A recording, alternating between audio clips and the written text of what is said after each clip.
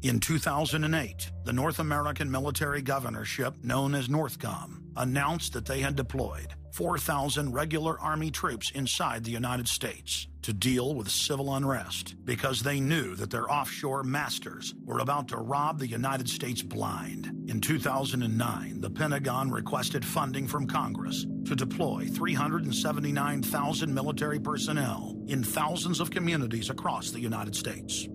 And now, legislation has been introduced in Congress to expand a system of FEMA concentration camps across the United States under the National Emergency Centers Act, H.R. 645. The Republic is hanging by a thread. The last vestiges of our free system of government are being swept away. You know, you got time to watch baseball, you got time to watch football, you got time to entertain yourself, but I think a knowledgeable public we're losing, and we've got to get people back on track to paying attention, because if you don't pay attention to your government and what they're doing, you're going to pay some dire consequences for it. Unless we become active and become influential in the power centers of society, there's nothing we can do about it. Just knowing about it is not enough.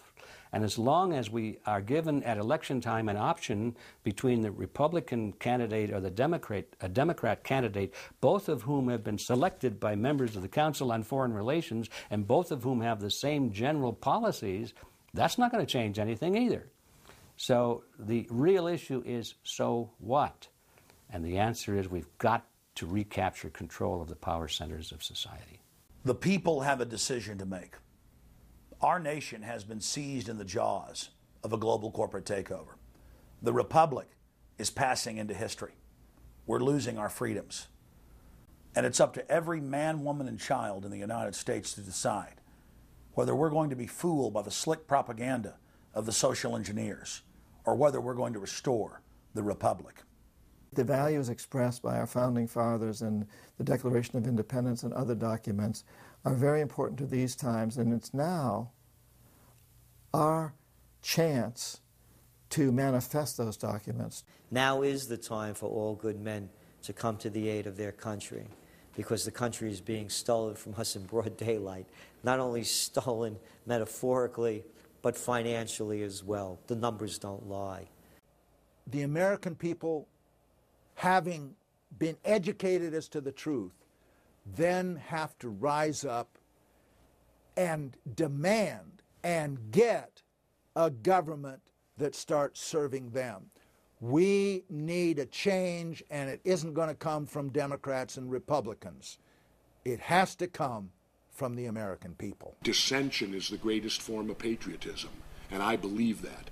Because if you don't hold your elected officials' feet to the fire and pay attention, you are going to get bad government.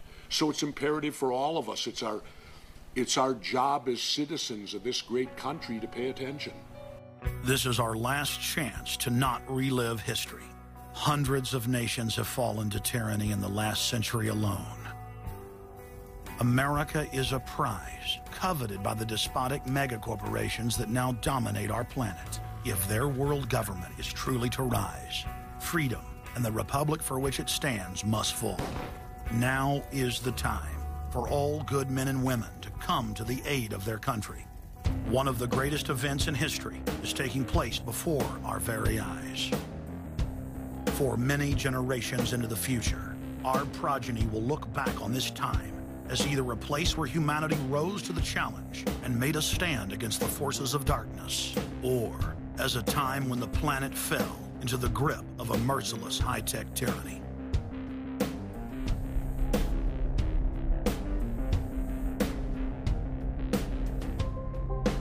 In Part 2 of Fall of the Republic, you will learn the elite's master plan for humanity. But more importantly, you will learn how to stop that plan, reverse the criminal tide, and reignite the flame of liberty on the long march to man's ultimate destiny.